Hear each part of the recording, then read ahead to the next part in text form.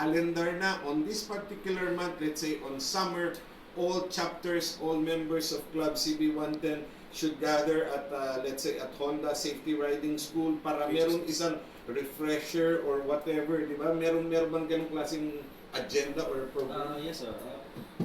Yung event na doon is meron kaming yearly Meet and greet. General Assembly na yung nakaraan na ginanap namin sa HSDC, sa Honda mismo. And yung sa safety naman ng mga members, lalo ng mga newbie, halos every meetups naman, sir, binabanggit namin yan, pinapaalalahanan kung ano yung bakit ka nandito sa grupo. Yung riding reform, tinatawag nila, kung ano natutunan mo before ka nasa club, ipagpatuloy mo pa rin. Kasi ipasa mo sa iba. Okay, meron pa po tayo isang tumawag, si Cyborg. Cyborg. Line 1, Cyborg. Okay, hello. Yes, magandang umaga po. Yes, ano kasagutan doon sa tanong? Hindi 8 years. Pang ilang IRGP na to? IRGP 8. Okay, congratulations. Gusto mo ba bumati? O sige, bati na. Chairman namin yun, sir. Bati na. Siya yung chairman namin. Ayaw mo bumati? Sige na, bati na. Chairman, nauna ka pa sa amin. Cyber, show us the 5. Show us the 5. Already yung Four lang. Okay, thank you. Thank you very much for joining, okay? Maraming salamat and please come here on next Saturday para ma-claim yung ticket, okay? Maraming salamat. Okay. Yan po mga kaibigan, 2 na po, 3 na lang ang kailangan. Okay? Annabelle, sana makuha mo yung mga tunay na pangalan ha? Kasi hindi natin sila kilala pagdating next Saturday kung sino siya. Di ba? Okay? So, mga kaibigan, ang tumpak na oras po ay 14 na minuto makalipas. Biglang tumalon, 15 minuto na. Makalipas ang alas 10 ng umaga. So, napakaiksi po talaga ng oras, kulang ang 1 oras. Yung po sa iba, 30 minutes ang program dito sa atin, binibigay po natin sa ating bisita ay practically almost 1 hour. Pero again, mga kaibigan, sabi nga nila, lahat ng mga good things, it will come to an end. And in a short while, our program will come to an end. Pero sa mga nakikinig po, sa mga nakatune in sa DZME, walang bibitaw dahil may susunod po, the voice of the youth.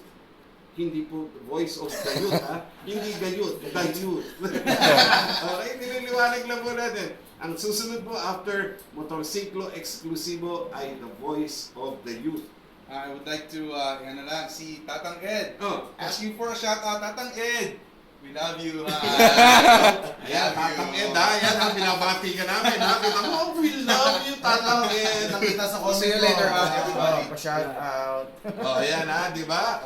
Tatang Ed pa, siyempre. Si Tatang Ed sana magiging co-anchor ko. Yes. Kaso, nag-beg siya na wag naman daw siya, para manalo naman siya. Sa lahat ng who doesn't know Tatang Ed, yung event later that you have mentioned earlier for MRO Cavite South, Tatang Ed will be there. Hanapin nyo lang pinakamatanda si Tatang Ed.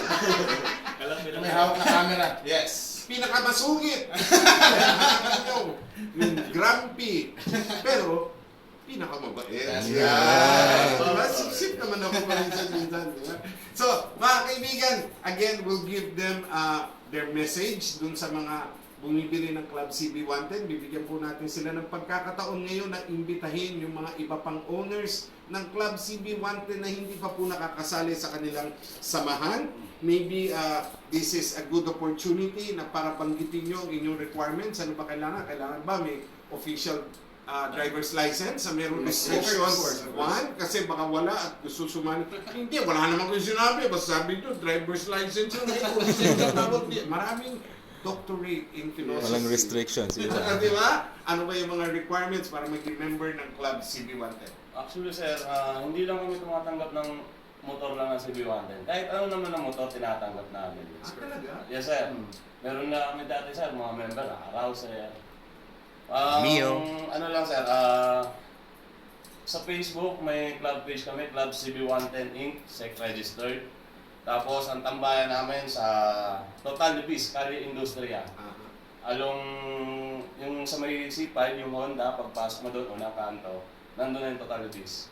Okay, so yun, hindi, yung requirements. The requirements, 3 official tambay. Aha. Ang tambay namin is first week and third week. Yun yung official tambay namin. Anong araw? Saturday? Saturday. Every Saturday, 7 p.m. onwards. Tapos, one official ride. Okay. So, dun sa lisensya, kailangan may restriction 1. That's Yes, right. sir. Sa Must motor? have ears. Sa, how about dun sa motor nila? Kailangan Tapos, sir, ba rehistrado kami. Rehistrado. updated ang, Yes. ang registration? Buti na yung nililinaw natin. Kasi minsan yung iba, abe, ito, meron naman ako rehistro Hindi nga lang updated. 1999. Di ba?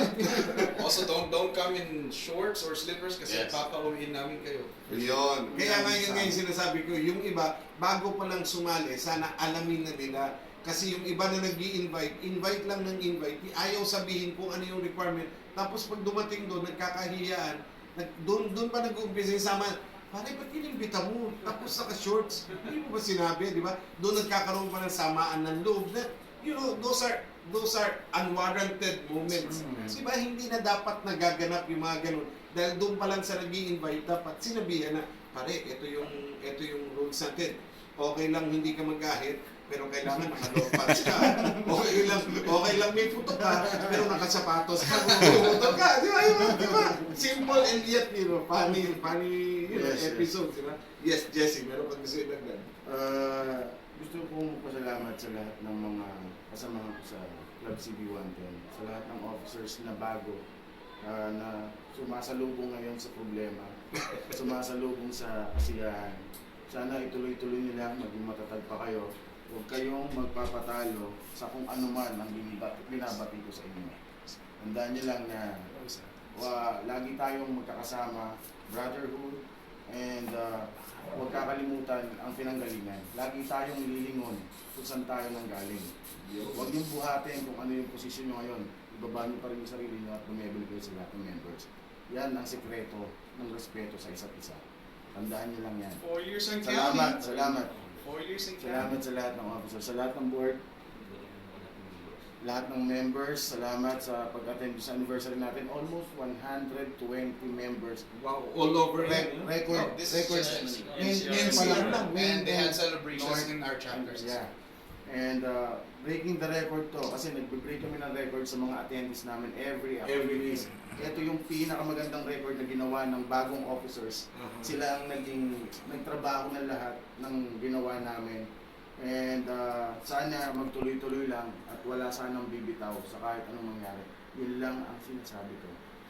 Thank you sa inyong lahat. Also, let's not forget our chapter in Colombia. Yes. In Colombia, they're Colombia. watching right now. Yeah. Colombia Yes. is watching. Colombia. We have a chapter. Colombia as in Yes, Latin right. America. International. Hola, kamusta sa Colombia? Club City Hola. Latin Colombia. Buenos dias. Amigo.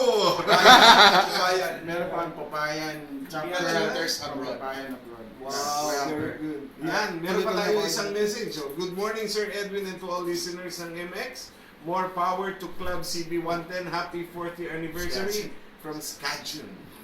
Thank you, Skajen. Yeah. Ay, wagi. Huwag mo ah. Kami sa inyo mamaya. Pakain ka.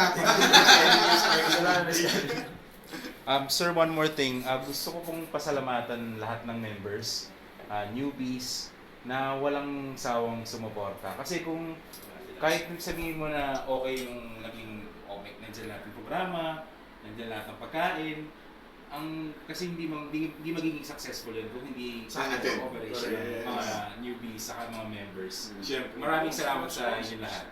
Hindi nyo lang alam Sponsors, kung gaano nyo kami, lahat ng pagod na-experience namin mga OACs, PODs, worth it lahat. Nawala. Maraming salamat. Nawala lahat kasi nakita namin masaya kayo lahat, nasatisfy kayo.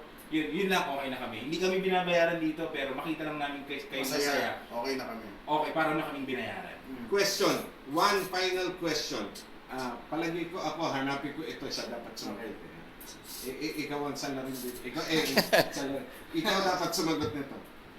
Are there instances sa life ng isang member ng Club CB110 na inaway ng asawa niya dahil mas binibigyan ng Dapat si Jessie. Dapat si Jessie.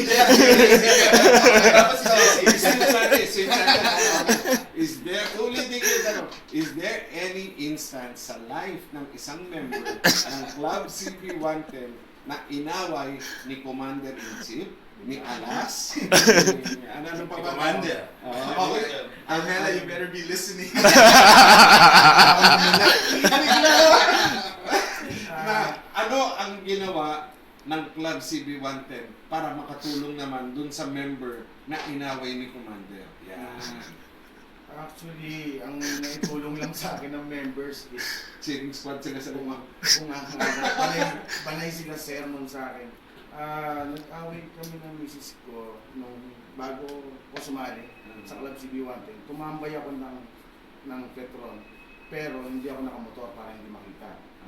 Pero may nakakilala sa akin. Doon after nun, nagkaroon na ako ng chance makilala na lahat. So, nag-start na kami na naging officer ako, nagkaroon ng mga problema, inaway na ako ng asawa ko. Sabi sa akin, huwag ka nang makisaw-saw dyan, umalis ka na. Huwag mo nang hawakan yung Club CB110 na yan. Lahat yan, ibabato lang sa iyo ang problema. Pero we love you.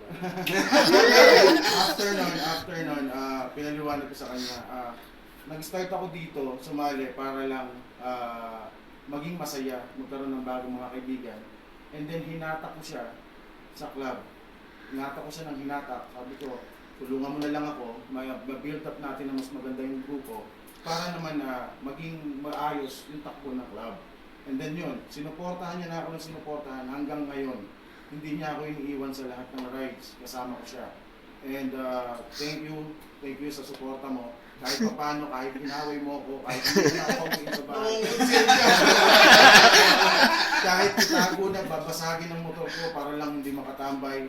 Thank you, salamat pa rin. Tago yung susi. Tago yung susi. Thank you pa rin. Salamat. Jason. Okay, si Jason Gonzalez naman po mga kaibigan ang nasa line 1. Jason? Jason. Officer ko yan. Hello? Hello? Yes, Jason. Yes, magandang umaga sa iyo. May Good pantawag, morning. walang nokol yan. Yes, what is the answer to our question? Pang-ilang IRGP na itong magaganap sa November 16? Yes, correct! Next Saturday, please